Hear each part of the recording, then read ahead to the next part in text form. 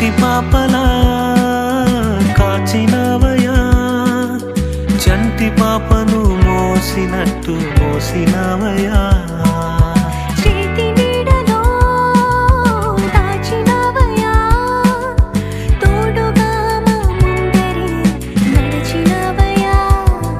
పోషించినవయా, బలపరచినవయా, భయము వలదని ధైర్యమునిచ్చినవయా.